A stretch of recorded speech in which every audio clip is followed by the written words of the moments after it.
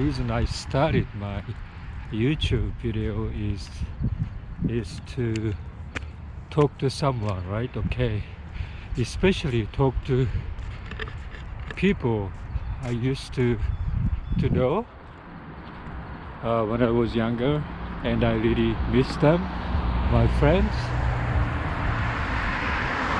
I really like to reach out for them, but now there's no way that I could find where they are, or I could talk to them. Even, that was like almost like 50 years ago. I think about them then when they are younger and bright and everything. But now they're as old as me, and completely different life circumstances. And I don't know if I talk to them today, I don't know what to talk with them, what to of course still have a very, very loving feeling towards them, but probably maybe awkward. Maybe they feel awkward because if I talk something that I wanted to talk, and I talk and they well, he changed what he's talking about, and so I think it could be awkward and probably offending, maybe in that way. So it's kind of becoming more difficult to do so. I used to know some senior persons, probably about 15 years ago. I met a guy who is much older, who is retired at the time. I was working at the time, and he was reaching out because he got to know this school friends of him in California, and so they connected after so many years. So he went all the way to California to see him, and he had a wonderful time. He talked about it.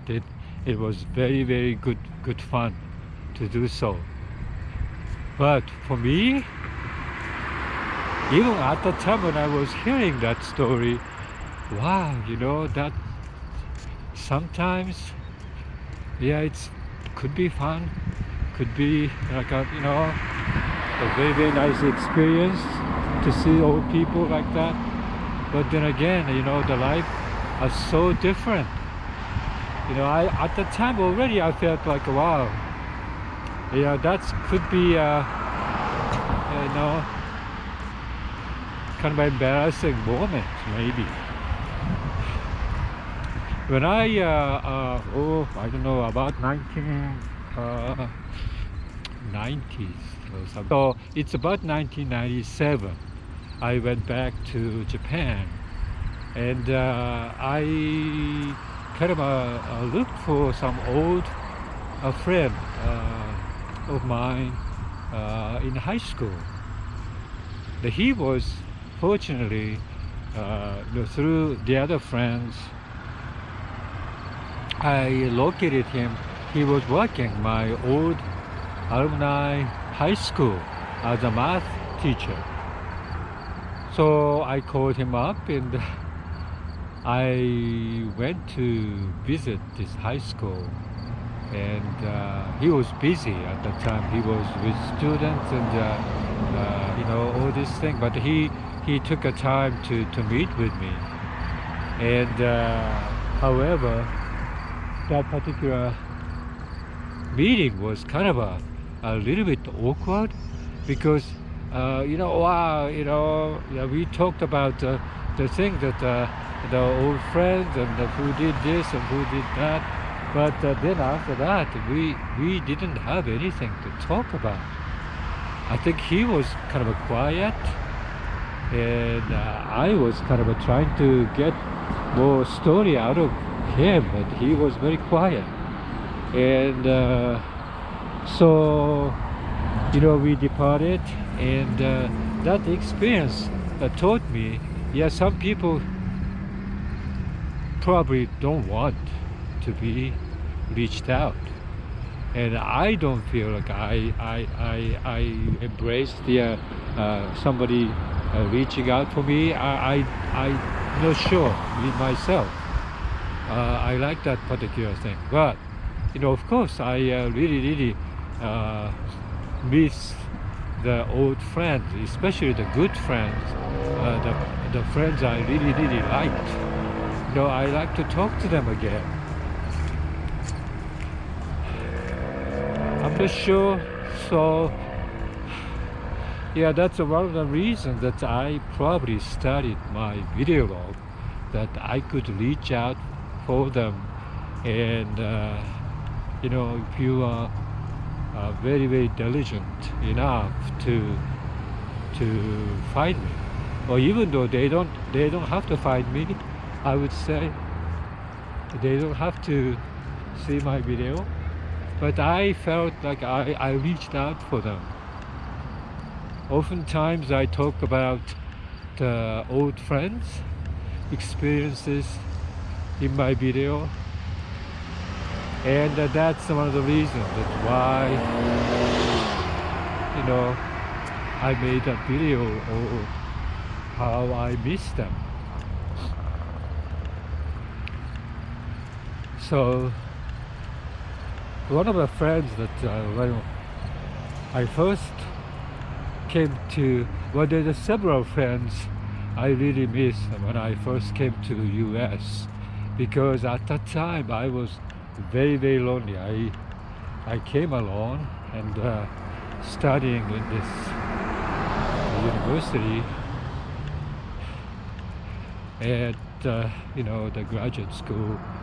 So I met at the graduate school several people there, very friendly to me, and they are pretty much like I don't know, that the graduate students, right? So they are pretty much like settled in that kind of a mode that, yeah, you have to study and not playing.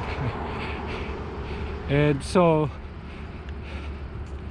yeah, I really miss them. One of the person I really miss is the girl named Anche.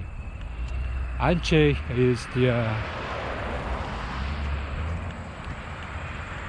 Fulbright scholarship student from Germany.